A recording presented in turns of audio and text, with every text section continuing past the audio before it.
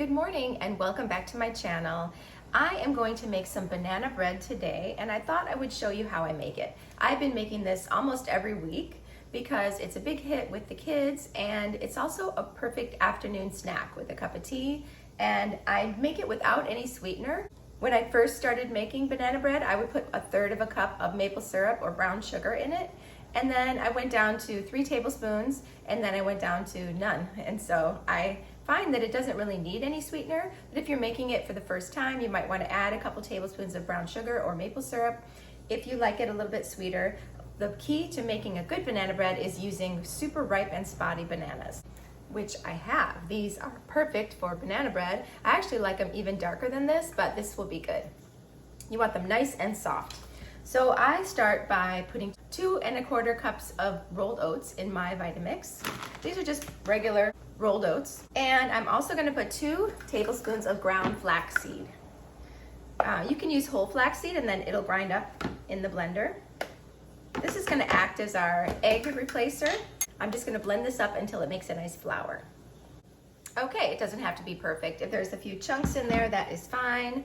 Now we're going to mash our bananas.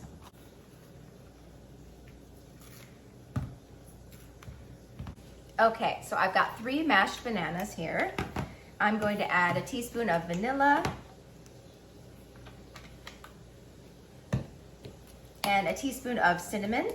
It's optional to add the vanilla and cinnamon, but it kind of kicks up the flavor a little, and I love cinnamon. I'm going to add a teaspoon of lemon juice and a pinch of salt. Now to my dry ingredients, I'm adding a teaspoon of baking powder and a teaspoon of baking soda. Okay, I'm just gonna stir in the vanilla and cinnamon. And I'm gonna add the dry ingredients. I have 2/3 of a cup of plant milk. I'm using soy milk. And that is it. Like I said, you could add some date paste to this or any kind of sweetener of choice.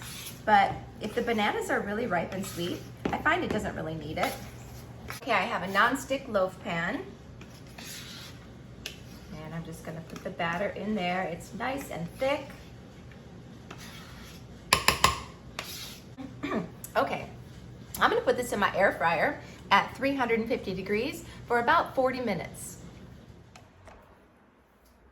All right, banana bread is out of the oven. I kind of left it in the air fryer almost an hour, and it got quite dark, but it looks good in the middle. Look how delicious and moist it looks. I love cooking with oats. I love baking with oats. They have such a lovely texture. Let's give it a try. So good. So you want to let it cool completely before you slice it, because the oats continue to kind of bake in the middle, and it is amazing.